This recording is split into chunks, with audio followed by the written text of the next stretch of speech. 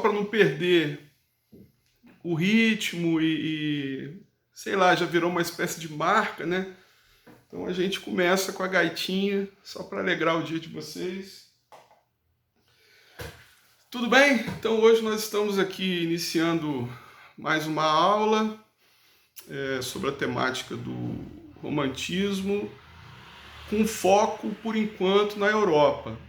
Já disse a vocês que eu não sei se já a partir da semana que vem a gente vai começar a mergulhar mais efetivamente no realismo brasileiro, perdão, no romantismo brasileiro. O realismo também estaremos, né, investigando, aí já estamos, né, de certa maneira, porque quando comentamos aí sobre o Machado, enfim, não deixa de ter essa ligação com o realismo a partir de 1881, apesar de muitos críticos considerarem o Machado um escritor pós-utópico, etc., mas a sua vinculação com o realismo é algo que não tem como a gente não deixar de mencionar. Mas aqui, especificamente agora, o que eu gostaria de dizer para vocês bom, essa ferramenta do Google Classroom é muito interessante, porque a gente consegue ali trocar ideias, a gente consegue ali estabelecer umas questões ali bem interessantes em termos de dinâmica pedagógica e tudo mais. Por isso que a gente escolheu essa ferramenta, né? O que eu comentei ontem com vocês nos nossos bate-papos ali nas abinhas, né? Então eu estou disponibilizando, hoje eu já coloquei todos os vídeos que eu fiz para vocês neste meu canal no YouTube, né, para facilitar a vida. Quem quiser rever algum, já vai estar tudo lá. Mas eu não vou abrir mão do Classroom, porque ali tem essa vinculação com a possibilidade da gente mexer com WebGIS também, né? Enfim, a coisa é mais organizada. Se a gente for usar o WhatsApp, fica uma coisa muito solta. E já deu para perceber que eu estou levando muito a sério aqui essa brincadeira de aula à distância, né? Vamos chamar de brincadeira, porque eu considero aula mesmo a presencial. Vocês já estão carecas de saber disso. Então, aqui o que a gente está tentando é uma brincadeira séria, tá? Eu nunca tinha me aventurado por essa questão de aulas online, então para mim está sendo um desafio também. Espero que vocês estejam gostando, né? Então ontem quando passei aquele trabalho para vocês sobre o poema Paisagem do Baudelaire, vocês ficaram com muitas dúvidas e tal. Então isso vale para a gente refletir sobre a necessidade da presença física. Porque se eu estivesse com vocês ali, eu acho que as dúvidas teriam sido sanadas de forma muito mais rápida e eficaz. Não é verdade? Então, assim, esse contato é muito importante, né? Mas eu espero que vocês tenham resolvido, né, bem a dinâmica lá. Inclusive, eu não sei se vocês não notaram isso, mas eu tinha publicado lá na nossa sala de aula virtual um texto, eu tinha colocado um link de uma página na internet que tinha um texto ali, que tem um texto muito interessante sobre o questionamento todo que eu faço ali. Então, assim, para quem leu aquele texto também, para quem prestou atenção nas aulas e leu aquele texto, eu acho que ficou mais tranquilo de se fazer a atividade. Enfim, eu gostaria que vocês ficassem antenados com isso, porque tudo que a gente coloca ali tem um objetivo, né? Os materiais estão ali. esses materiais têm um objetivo, que é poder, que é justamente facilitar a nossa dinâmica aqui virtual, é para quebrar a distância, né? Eu coloco o material, eu me faço aproximar de vocês através dessa ferramenta virtual. Então é tudo pensando na melhor maneira de atingir vocês e que o conteúdo também seja devidamente passado, né? Isso que é o mais importante. Então vamos lá. Hoje nós trataremos mais especificamente de algumas provocações que eu quero fazer, né, em relação a tudo que a gente discutiu até agora, o romantismo na Europa e tudo mais. Provocações que foram também potencializadas pelo poema do Baudelaire, né? Olha que interessante quando ele fala justamente naquela parte, né? A gente tem que pensar o seguinte, vejam vocês, essa ideia da paisagem para o Baudelaire é muito intensa. A paisagem é algo intenso para ele, né? Isso já fica claro naquele texto O Pintor da Vida Moderna, que ele fala do Constantin Guy, que depois eu vou compartilhar com vocês para a gente poder fazer uma leitura. Porque o Baudelaire está meio que invadindo a nossa área aqui.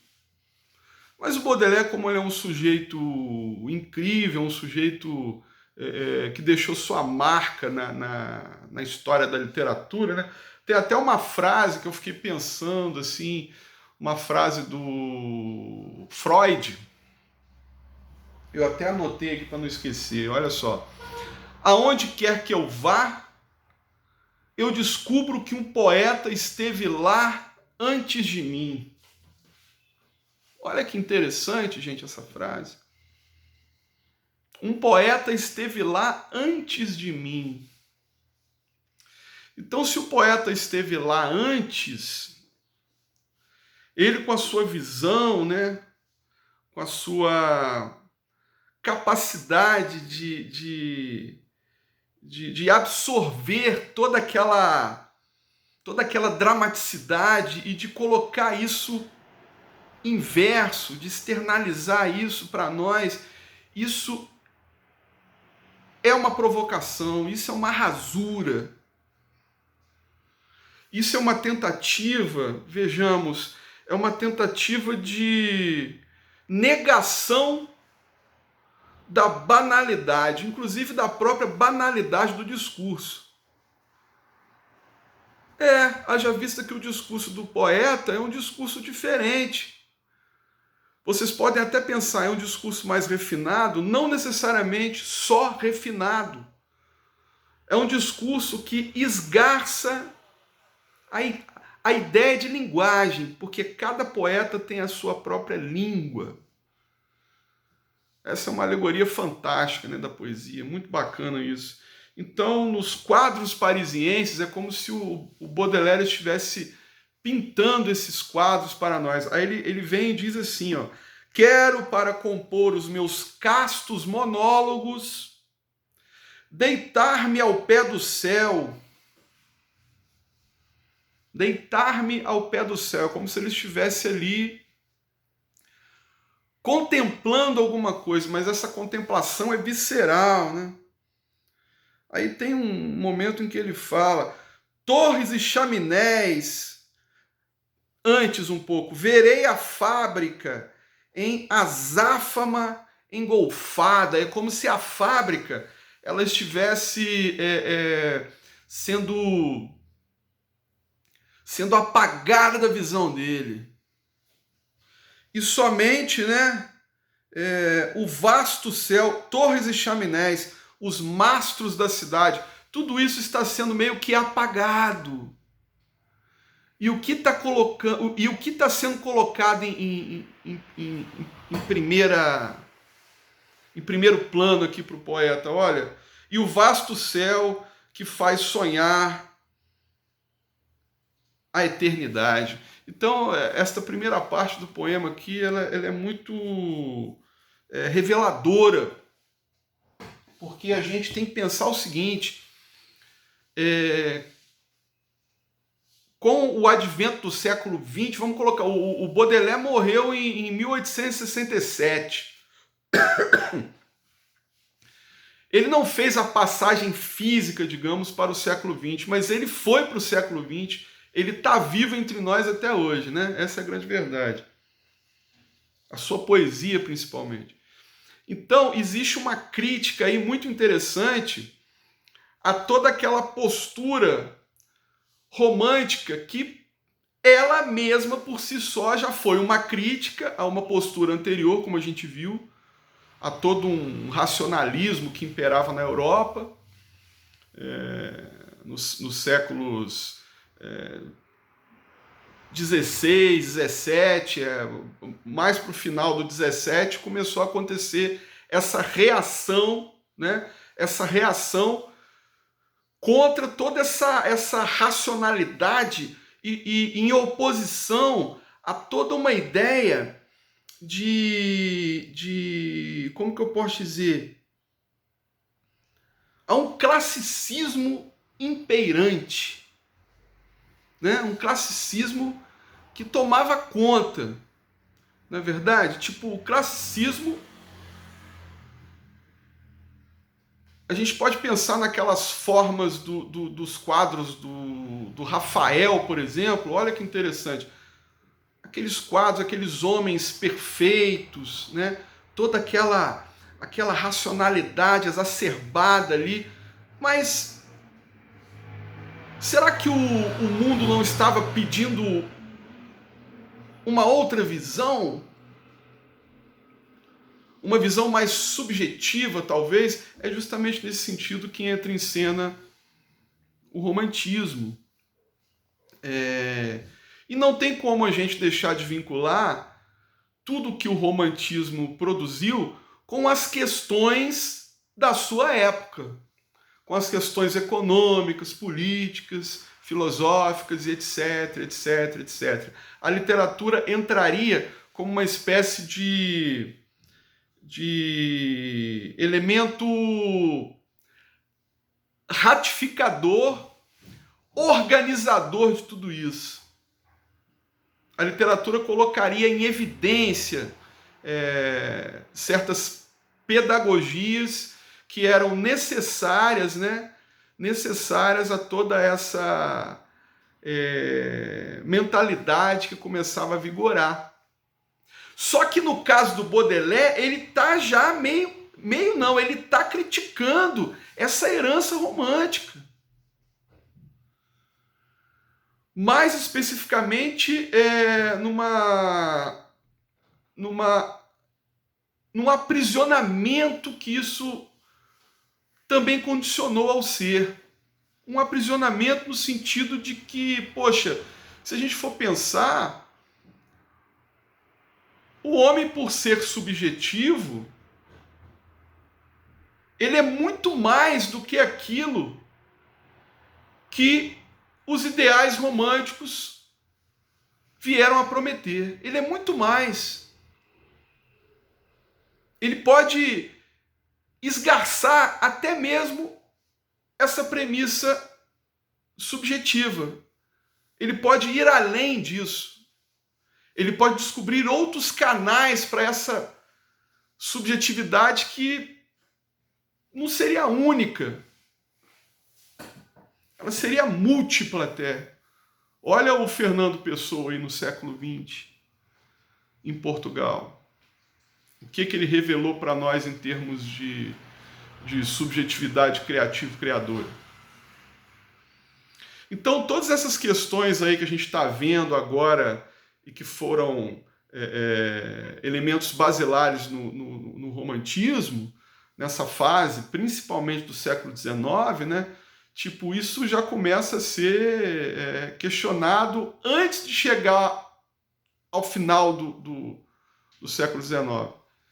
E quando a gente chega no século XX, aí a coisa extravasa e etc, né? A gente sabe que a história ela é cíclica, mas tem essas questões, né? Um movimento meio que critica o anterior e a coisa vai fluindo, né? Mais ou menos nessa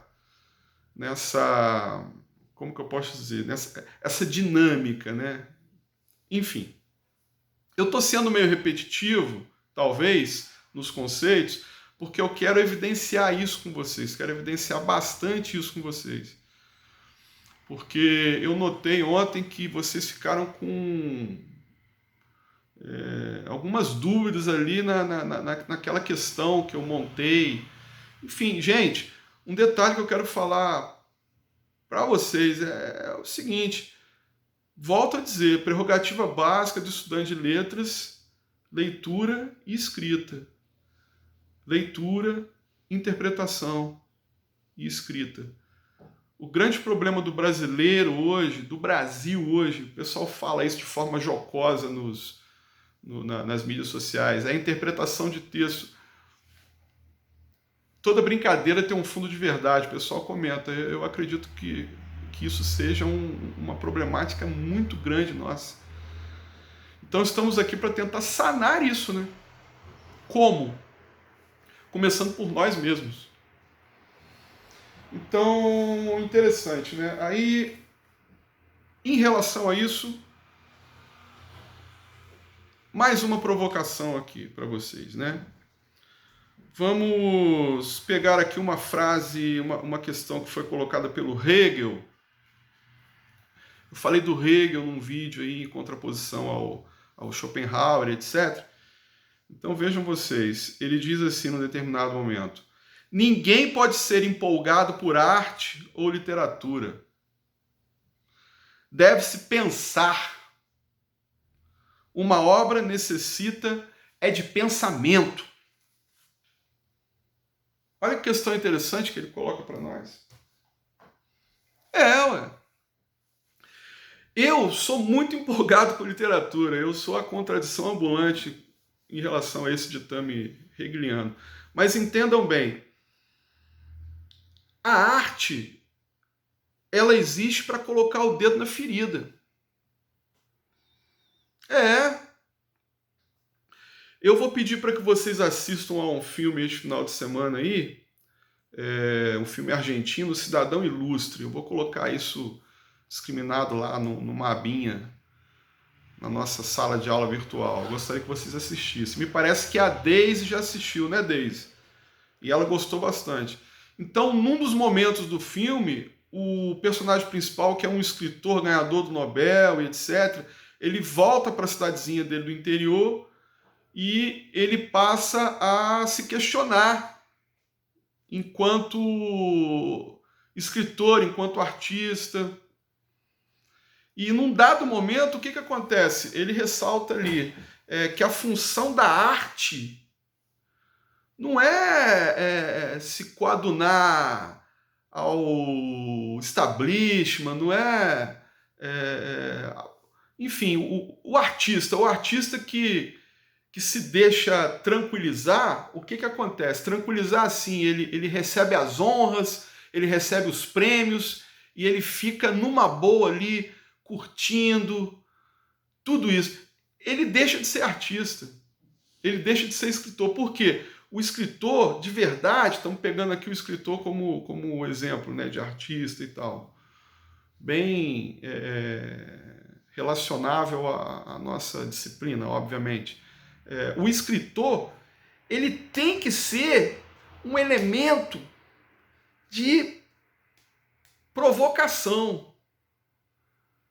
É isso que o Cidadão Ilustre, o filme, tenta colocar. Então é bem isso que o Hegel está tentando dizer aqui para nós, magistralmente.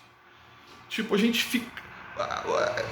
Quando nós nos empolgamos muito, a gente passa a celebrar, talvez, aspectos que não são tão importantes, porque a obra de arte ela tem que colocar o dedo na ferida. Talvez, se conseguíssemos isso com mais efetividade, nós pudéssemos bater no peito e dizer com toda a ênfase: somos pessoas lúcidas e comprometidas com o mundo em que vivemos, né? Porque vejam vocês, hoje, o que acontece no mundo, hoje especificamente, tem um filósofo chamado Byung-Chul Han, ele é da Coreia do Sul. Ele desenvolveu um conceito aí incrível, né? Aliás, ele é um sujeito, é um filósofo incrível, o Byung-Chul Han. E eu não vou dizer para vocês que na esteira da sociedade do espetáculo lá do Guy Debord, não é isso que ele faz. Ele promove uma outra reflexão. Atualmente nós vivemos a sociedade do cansaço. E em meio a essa sociedade do cansaço, olha o que acontece conosco. Nós estamos privilegiando as facilidades. Pergunto para vocês, quem é que lê um livro hoje em dia? De verdade. As pessoas estão mais preocupadas em consumir as séries da Netflix. Eu também faço isso. Eu me integro à sociedade do cansaço também. Com certeza. Tipo, mas até que ponto essas desculpas que arranjamos, elas não contribuiriam mais para o nosso fracasso existencial do que com o nosso avanço? Quando a gente escolhe assistir uma série ou assistir a um filme ao invés de ler o livro, qual é o pacto que estamos celebrando, né, com a humanidade? Nós estamos nos deixando levar pelas facilidades da contemporaneidade. Só que essas facilidades, elas podem se tornar perigosas para nós, a ponto de nos acostumarmos com elas, a ponto de não querermos mais outra solução.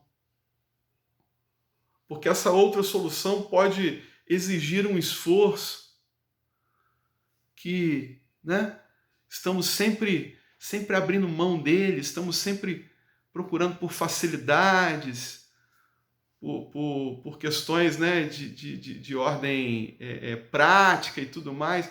Poxa, essa aulinha aqui, EAD, é muito bacana, né? Bom, para mim, poderia pensar assim: deixei de pegar a minha condução, atravessar aí o sertão do norte de Minas por 5 horas aproximadamente, até chegar à cidade de Espinosa, ficar alojado na casa dos professores, cedida pela prefeitura, né? Enfim, muito legal a casa, não estou reclamando da casa, não é isso. Mas o que eu quero dizer é o seguinte: para mim é melhor estar aqui na minha casa e dar essa aula online para vocês. Poderia pensar isso? Só que eu não concordo. Eu ainda acredito que a aula presencial é melhor. Vocês estão entendendo a sociedade do cansaço?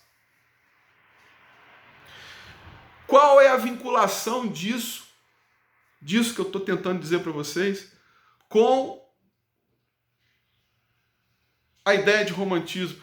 É que todas essas transformações impostas pela ideia, pela noção de capital, elas tiveram o seu início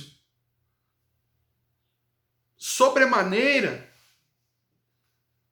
neste momento de transição aí, a partir das revoluções que eu mencionei anteriormente para vocês, Revolução Francesa, Revolução Industrial, independência dos Estados Unidos e tudo mais. Tudo isso contribuiu para que o mundo entrasse numa nova vertente. A vertente da produção. Bom, eu vou dar um tempo aqui no vídeo, que ele deu 25 minutos, ele já está um pouquinho grande. Eu vou dar um tempo e vou começar a gravar um outro agora, tá? Logo em seguida. Tudo bem? Então, me aguardem.